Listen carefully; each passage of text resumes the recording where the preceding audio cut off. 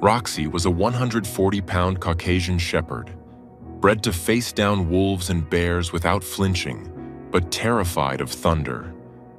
When the massive dog suddenly plunged into a raging tempest, her owners knew something was desperately wrong. Roxy plunges into the downpour, and when she returned, she was not alone. She was carrying something in her mouth, something small, dark, and limp. She stared at her owners with desperate eyes.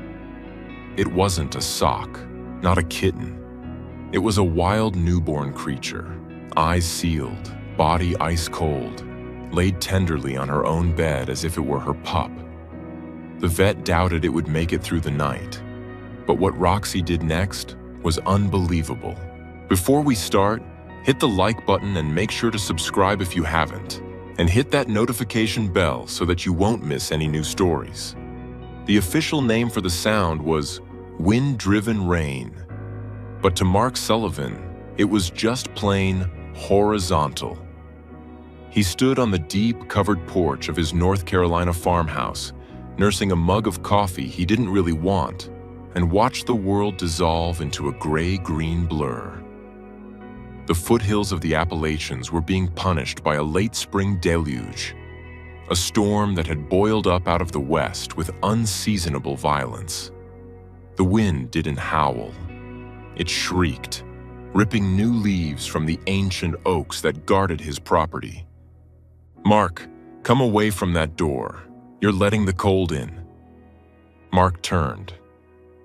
Eleanor, his wife of 42 years, was bundled in her favorite quilt, her reading glasses perched on the end of her nose. "Just watching the creek rise, Elle. It's already halfway up the big willow." "It's a dreadful night," she murmured. A low, guttural whine came from beneath the kitchen table. It was followed by the rhythmic thump, thump, thump of a heavy tail knocking against the table's pedestal. "And of course," Mark said, walking back inside and shutting the solid oak door, "Roxy is convinced the world is ending." Roxy was, by any measure, a magnificent animal. She was a Caucasian shepherd, a 140-pound guardian bred in the mountains of Georgia, the other Georgia, to protect flocks from wolves and bears. Her fur was a thick, multi-layered mantle of wolf gray and pale fawn. Her head was massive, her jaws formidable. She was a living, breathing fortress. But she was terrified of thunder. At the next crash, which rattled the very window panes in their frames, Roxy army crawled from under the table and pressed her enormous body against Eleanor's legs, panting in great, shuddering huffs. "Oh, you great baby," Eleanor cooed, scratching the broad, anxious head. "It's just noise. You're perfectly safe. You're the safest thing in this whole county, and you're scared of a little rain." Roxy whined, her deep brown eyes pleading. She was a paradox, a fearless protector who could face down a stray coyote without blinking, reduced to a quivering mass of fur by barometric pressure. For an hour, the storm raged. Mark and Eleanor read, the power flickering overhead, the only sounds the howl of the wind and Roxy's anxious panting. Then, something changed. Roxy, who had been plastered to Eleanor's side, suddenly lifted her head. Her panting stopped. Her great ears, half hidden in her ruff, swiveled forward. She let out a low woof, a sound of confusion, not alarm. "What is it, girl?" Mark asked, looking up from his magazine. Roxy stood.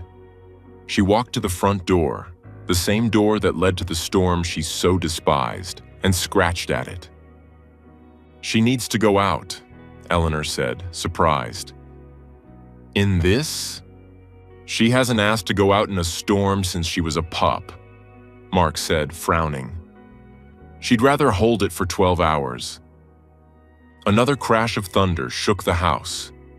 Roxy flinched, backing away from the door, But then a gust of wind brought a sound with it.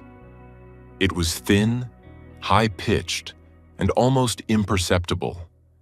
It sounded like a badly oiled hinge, or perhaps a bat. Roxy froze. Her fear was palpable, a tremor running through her shoulders. But another instinct, something older and deeper, was rising to meet it. She whined again, a sound of profound distress, and scratched the door, this time with frantic energy. "Mark, she's serious." All right, girl," Mark grumbled, getting up. "You've picked a heck of a time. Make it quick." He opened the heavy door. The wind ripped it from his grasp, slamming it back against the wall. Rain and leaves blasted into the foyer. Roxy, who would normally have cowered, did the unthinkable. She lowered her head and plunged out into the downpour, disappearing into the gray wall of water almost instantly. "Roxy!" Mark yelled. "Get back here!" He stared into the tempest, his heart suddenly hammering. "Roxy! That crazy dog!"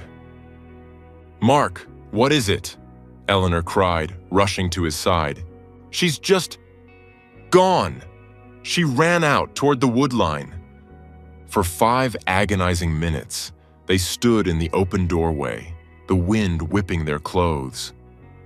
Mark grabbed his heavy-duty flashlight from the hook, his mind racing through terrible possibilities. Had a tree branch fallen? Was she hurt? "I'm going after her," he said, pulling on his boots. "Mark, don't. You'll be soaked in an instant. I can't just—" A shape emerged from the gloom. It was Roxy. She was bedraggled, her magnificent coat plastered to her body, looking more like a drowned wolf than a dog. She was walking slowly, deliberately, her head held low. "Oh, thank God," Eleanor breathed. "Get in here, you silly girl, you're—" She stopped. Mark's flashlight beam found the dog, and his stomach dropped. "Roxy," he said, his voice a low command. "What is in your mouth?" "Drop it." Roxy was carrying something, a scrap of something. It was small, limp, and dark. Mark's first horrifying thought was that she'd caught one of the neighbor's new kittens. His second, worse thought was that she'd found a rabbit kit and, in her storm-induced panic, crushed it. "Roxy, I said, drop it." Mark's voice was stern. He reached for her muzzle. Roxy flinched away from him. It was the first time she had ever disobeyed a direct command. She let out a deep, mournful, protesting whine. Her eyes, fixed on Mark, were not guilty or predatory. They were desperate. She sidestepped her owner, walked past the stunned couple, and dripped a trail of muddy water across Eleanor's clean hardwood floor. She went straight to her crate, a massive custom-built enclosure that was her den, her safe place. With a gentleness that seemed impossible for her sheer size, she lowered her head and deposited the sodden creature onto her own bedding. Then she turned, blocked the entrance with her body, and looked at them. Mark and Eleanor crept closer, flashlight in hand. There, on the plush sheepskin mat, lay the source of the high-pitched cry. It was not a rabbit. It was not a house cat. It was impossibly small, no bigger than a stick of butter. Its fur was matted and dark with rain, but they could just make out a pattern of faint spots. Its eyes and ears were sealed shut. The tiny creature was trembling so violently it seemed to be vibrating. It let out another of those reedy, desperate mews. "My word," Eleanor whispered, her hand flying to her mouth. "Mark, what is it?" I think it's a bobcat," Mark said, his mind struggling to process the scene. His 140-pound guardian dog, terrified of rain, had run into a thunderstorm to rescue a newborn Bobcat kitten. "It's freezing," Eleanor said, snapping into action. "It's dying, Mark. We have to do something." The next few minutes were a blur of organized panic. Eleanor ran for the softest guest towels. Mark found a shoebox. Roxy refused to move, whining in distress as Eleanor gently scooped up the frigid kitten. "It's like a little piece of ice," Eleanor murmured, her voice tight with worry. She began to pat it dry, her large hands impossibly gentle. The kitten was so weak it could barely move, its tiny needle-clawed paws curled into tight fists. "What do we do?" Mark asked, feeling useless. "We can't. I mean, it's a wild animal." "It's a baby," Eleanor said fiercely, as if that settled it. "It's a baby, and it's dying. Get a hot water bottle. No, better, the heating pad from my closet, and call Dr. Aris. Wake him up. I don't care what time it is." Dr. Aris was the county's large animal vet, a pragmatic man who had seen just about everything their rural life had to offer. He answered on the fourth ring, his voice gravelly with sleep. Mark explained the situation, feeling more foolish with every word. "And Roxy, our dog. She just brought it inside. It's a Bobcat, Aris. Tiny. Eyes shut." There was a long pause on the other end of the line. "Well, Mark," Aris finally said, "that's a new one. A Caucasian shepherd playing midwife to a lynx Rufus." He sighed. "Eyes sealed, you said? It's less than a week old. The mother likely had a den somewhere nearby. This storm, it must have flooded her out. She was probably moving the litter and dropped this one. She won't be back for it. Not in this." "It's so cold, Aris," Mark said, watching Eleanor wrap the kitten in a towel and place it in the shoebox on top of the heating pad, set to low. "It's hypothermic," Aris said grimly. "That's what'll kill it long before starvation.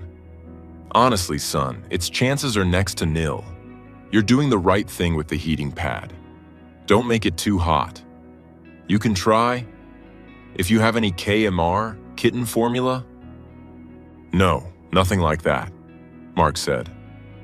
"All right. You could try a few drops of lukewarm sugar water just to get some calories in it, but don't force it. It probably can't even swallow. The main thing is warmth. Keep it warm and, well, hope for the best. I'll stop by in the morning if it makes it through the night." The "if" hung in the air long after Mark hung up the phone. Eleanor tried, using a small, sterile syringe, to get a single drop of sugar water into the kitten's mouth. The tiny, triangular head barely moved. It wouldn't, or couldn't, open its mouth. Its breathing was shallow, punctuated by those violent shudders. Roxy, displaced from her crate, was a wreck. She paced the kitchen, her claws click-clacking on the floor. She'd whine, then run to the shoebox, nudging it with her great nose, huffing warm, moist air onto the kitten. "No, girl, you'll bother it," Eleanor gently scolded, pushing the massive head away. They sat vigil for hours. Mark and Eleanor in their armchairs, the storm still lashing the house, the shoebox on the coffee table between them. By 2 a.m., the kitten's shivers had stopped. "Oh, Mark," Eleanor whispered, her heart sinking. "It stopped shaking. Is that good?" Mark reached in and touched the tiny flank. The kitten was still cold, but it felt limp. Its breathing was now barely a flicker. It let out one last faint squeak, a sound so thin it was barely there. And then it fell still. "Oh no," Eleanor's voice broke. "Oh, poor, poor little thing." Roxy, who had been watching with agonizing intensity, seemed to understand the shift. She stood up. She whimpered, a deep, primal sound of loss that shook Mark to his core. "It's gone, girl," Mark said, his own throat thick. "You tried. You were a good girl." But Roxy was not giving up. She walked to the coffee table. Before Mark or Eleanor could react, she nudged the shoebox with her nose, hard. Then she did something truly unbelievable. She reached her enormous head into the box, and with the same impossible gentleness she'd shown at the door, she gripped the kitten in her massive, wolf-like jaws. "Roxy! No!" Mark shouted, lurching forward. But she was too fast. She turned, carried the limp body back to her own crate, and stepped inside. She lay down, curling her 140-pound frame into a protective crescent. She placed the kitten against her bare belly, a patch of thinner fur high up on her flank, right against the steady, thudding drum of her own heart. Mark and Eleanor just stared, frozen in disbelief. Roxy lowered her head, resting her chin on her paws, and began to purr. It wasn't a purr, not like a cat's. It was a deep, thoracic rumble, a huffing, rhythmic vibration that seemed to come from her very soul. She nuzzled the kitten, breathing hot air over it, and then she was still, a mountain of fur guarding a dying ember. What do we do?" Eleanor whispered. I think we do nothing," Mark said, his voice awed. "I think we let her." They fell asleep in their chairs, exhausted by the emotional toll. The storm finally rumbled its way east, leaving a profound, dripping silence in its wake. Mark woke first, his neck stiff, to the pale gray light of dawn. The first thing he registered was the silence. The second was a sound. A tiny, angry squeak. He shot out of his chair. Eleanor startled awake. "What? Is it?" Mark was already at the crate, peering into the furry darkness. Roxy lifted her head, gave Mark a sleepy, tail-thumping woof, and looked down. There, nestled against her warm belly, the Bobcat kitten was wiggling. It was alive. Its fur was dry and fluffy. Its tiny paws, no longer clenched, were twitching and kneading the air. As they watched, it let out another surprisingly robust mew. Eleanor burst into tears. "Mark, it's warm, it's warm." She reached in. Roxy, the ultimate guardian, allowed it. Eleanor scooped up the kitten. It was no longer an ice cube. It was a vibrant, living creature, its body thrumming with warmth. When Dr. Aris arrived 2 hours later, coffee and a box of KMR in hand, he was speechless. He listened to the story, his stethoscope pressed to the kitten's tiny, buzzing chest. I'll be," he said, shaking his head. "I've been a vet for 30 years. I've seen some things. But this." He looked at Roxy, who was watching his every move with quiet intensity. The heating pad wasn't enough. It was too passive. It couldn't bring the core temp up from that low. But her body heat, her heartbeat, that rumble. He looked at Mark and Eleanor. That dog didn't just comfort it. She saved its life. That steady, living warmth. She reversed the hypothermia. I've simply never seen anything like it. From that moment on, the house had a new, unspoken dynamic. Roxy was the mother. The kitten, which Eleanor promptly named Smokey, was her baby. Roxy took her duties with a seriousness that was both comical and deeply touching. The shoebox was abandoned. Smokey lived in the crate with Roxy. When Eleanor brought the syringe of warm KMR every 2 hours, Roxy would sit by, watching. After every feeding, Roxy would take over, her large, rough tongue meticulously washing Smokey, nudging and cleaning him from head to tail. Dr. Aris explained that this stimulation was vital for the kitten's digestion and bodily functions, a job its own mother would have done. Roxy had known. When Smokey's eyes finally opened, a week later, the first thing he saw was the enormous, furry, benevolent face of his canine mother. The weeks turned into a month. Smokey grew, his legs getting long and gangly, his ears sprouting tiny tufts of black fur. His spots became more pronounced. He was, unequivocally, a bobcat. And he was, unequivocally, Roxy's son. He learned to play. His first wobbly pounces were directed at the massive, twitching tip of Roxy's tail. She would pretend not to notice, until her tail would suddenly pounce back, swatting him gently. He would disappear into the thick ruff of her neck, only to re-emerge on the other side, launching a ferocious attack on her nose. Roxy, whose jaws could snap a coyote's leg, would mouth the kitten, engulfing his entire head in her mouth, only to release him, unharmed and slobbery, ready for more. She taught him to stalk, using her big rope toy as a target. She would lie perfectly still, and he would mimic her, his tiny body low to the ground, his haunches wiggling, before he launched his brave 2-foot pounce. They were the heart of the household. Mark would sit on the porch, and Roxy would lie at his feet, with Smokey curled up asleep on top of her.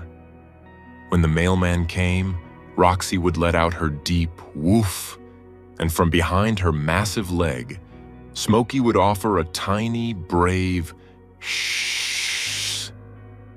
But as spring turned to summer, a shadow began to grow. Smokey was not a kitten anymore. He was a lanky, powerful adolescent. His pounces had real weight. His claws, which he kept sheathed with Roxy, were sharp. He had, one evening, caught a moth out of the air with breathtaking speed. The conversations with Dr. Aris became more frequent and more somber. "He's a success story, Eleanor," Aris said, scratching Smokey behind the ears, a privilege only he, Mark, and Eleanor were afforded. "He's healthy, strong, and thanks to Roxy, he's surprisingly well-adjusted.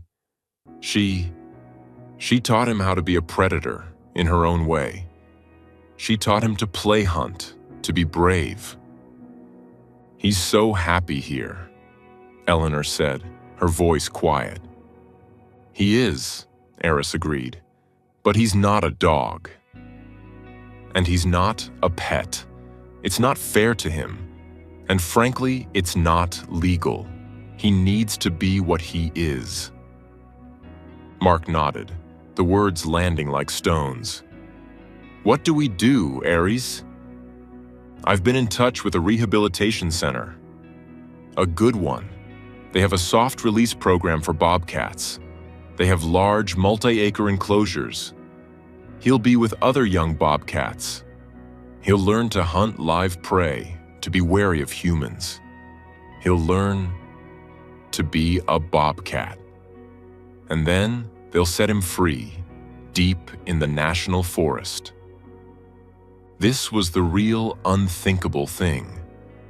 It was one thing to rescue a dying creature. It was another to raise it, to love it, and then to give it up. The day came on a bright, clear morning in late July. The rehab center's van, marked with Appalachian Wildlife Rescue, pulled up the long gravel driveway. Eleanor was crying silently, packing a small blanket that smelled like Roxy into the carrier. Mark was stone-faced, his hands shoved deep in his pockets. The hardest part was Roxy. She knew. As soon as the carrier came out, she knew. She began to pace, whining, that same sound of profound distress she'd made the night of the storm. When the woman from the center, a kind-faced biologist named Hannah, walked in, Roxy immediately put herself between the woman and Smokey. She didn't growl. She just stood. A mountain. "It's okay, girl," Mark whispered, his voice cracking. He put his hand on Roxy's collar. "It's okay.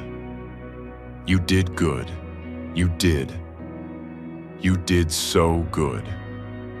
He had to hold Roxy's collar while Eleanor and Hannah gently guided Smokey into the carrier. The Bobcat, sensing the tension, hissed for the first time at his human family. "That's good," Hannah said softly. "That's the wildness we want." And then he was gone.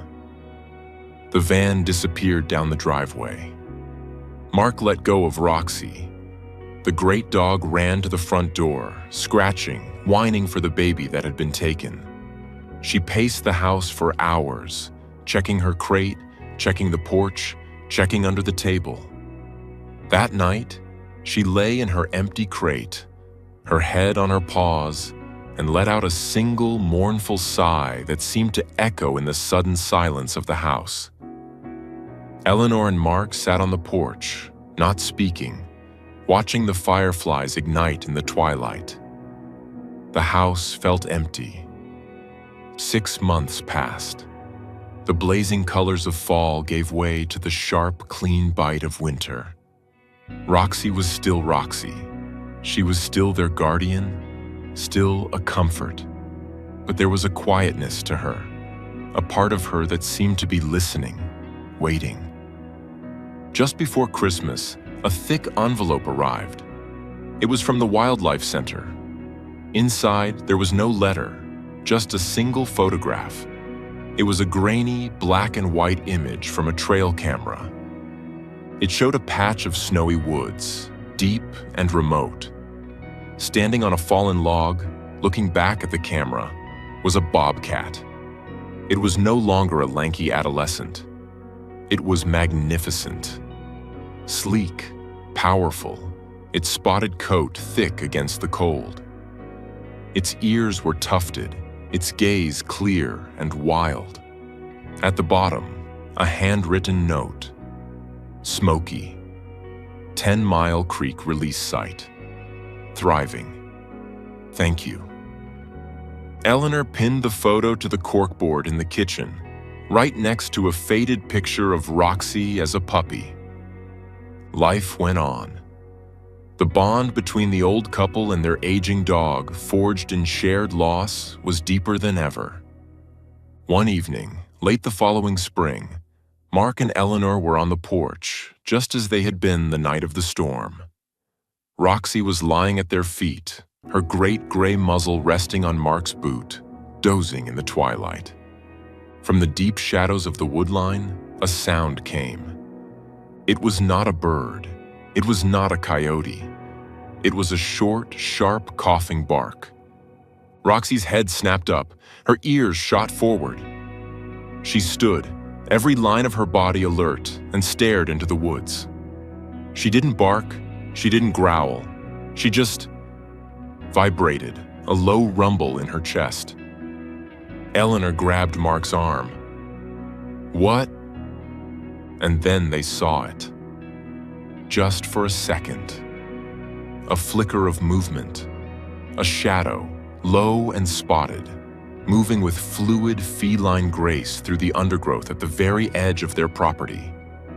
It paused, a pair of eyes reflecting the porch light, and then it was gone. Was it him? Was it just another of the wood's many secrets? They would never know. Roxy took a step forward to the edge of the porch. She let out a low, soft woof. It was not a challenge. It was not a greeting. It was an acknowledgement. She stood there for a long minute, just listening. Then she turned, walked back to Mark, and laid her head on his knee, letting out a deep, contented sigh. Eleanor put her hand on her husband's. She saved him, Mark. She really did. Mark looked out at the dark, quiet woods, then down at the magnificent dog who had defied her own fear to answer a cry in the rain. He put his hand on Roxy's head, feeling the steady, loyal warmth of her. "No, Elle," he said softly. "I think in the end they saved each other."